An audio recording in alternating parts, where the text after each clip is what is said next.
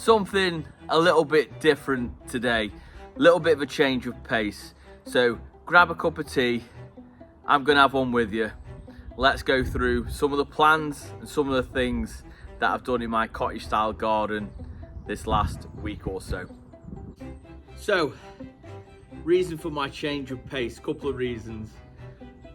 One, I filmed quite a lot last weekend in my cottage garden and I covered loads, so I'll give you a brief recap.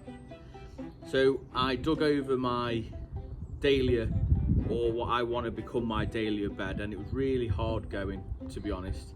I managed to rip out some laurels, a tip run with a friend.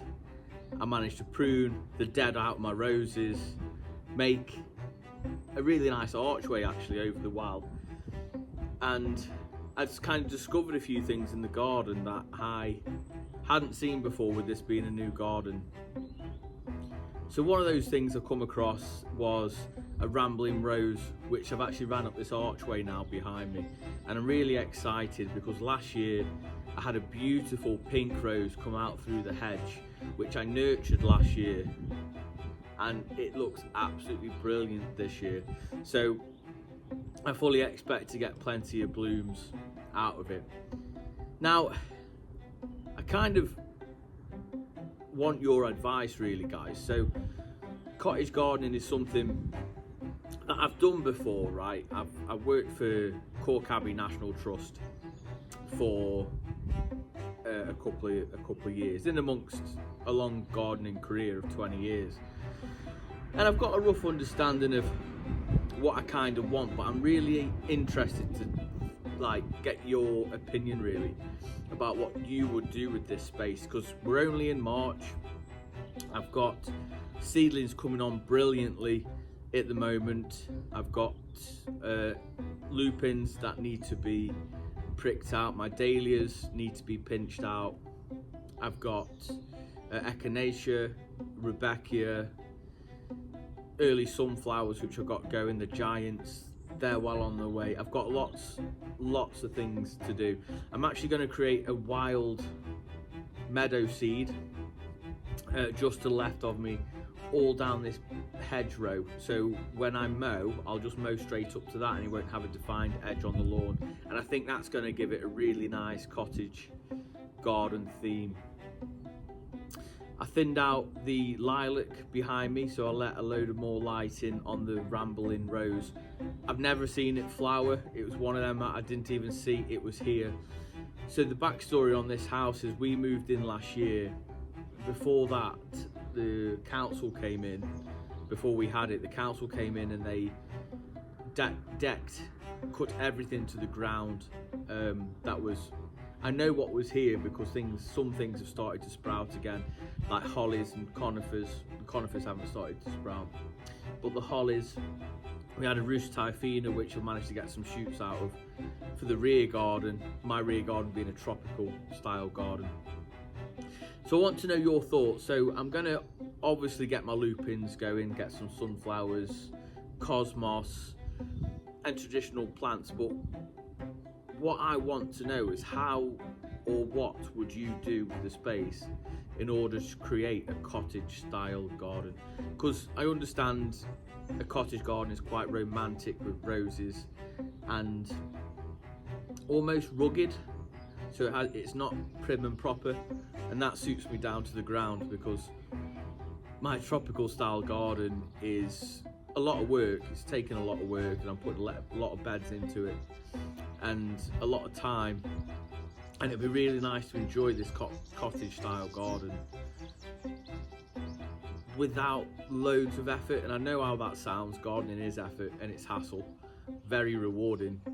So what do you think? What would you do? I've actually got a large spirea bush, I think it's like a bridal wreath here in the border, and I think it's coming out, but let me know down below. Would you take it out? Would you dig it up, or would you leave it in? And the reason why I'm doing it is I've actually got about 5 or 6 roses gone into that bed, and I've actually given them some horse manure, which I did in the last vlog that I didn't manage to get, and well rotted horse manure of course. and I'm thinking to get that out, and I've got a precious rose towards, which is destined for the ground really, and now we're in our forever home. I'd like to make this a huge bed for roses. So my backdrop, I'm thinking, and let me know what you guys think, but my backdrop is going to be sunflowers, hollyhock, delphinium. Towards the front, obviously I'm going to have roses. I've got some hydrangeas here which need to go in. And again, how would you plant them? Where would you put them? Would you group them? Would you stagger them throughout? Would you put them as you come through the gate?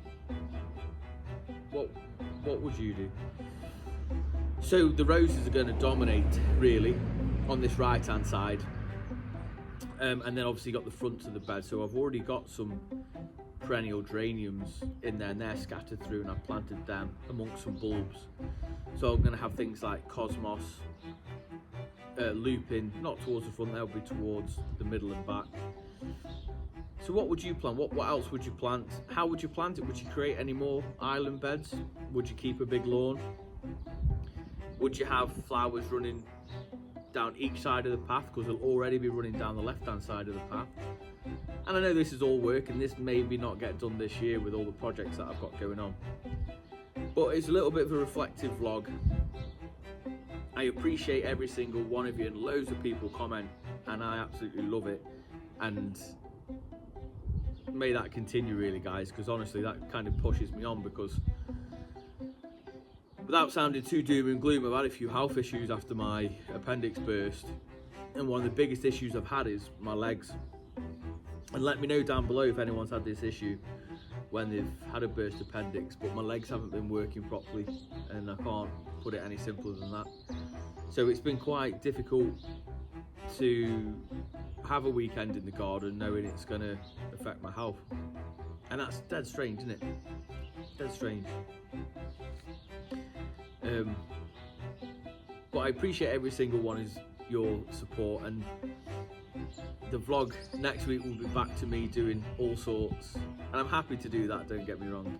It's just this one felt like I unwrapped my bananas this weekend, and that vlog's already gone live, and I put a load of work in last weekend. I'm talking about 14 hours in this front garden, and obviously I can't get that back. I can't show you what I've done. I can only sort of recap it, and it was more of a reflective vlog. I'm saying thank you very much for watching, but let me know what your thoughts are. So I think I've rambled on enough.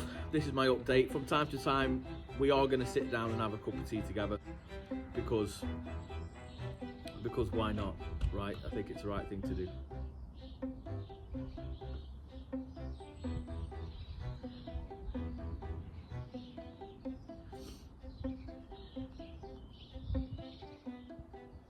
But until next time, I'll see you in the garden.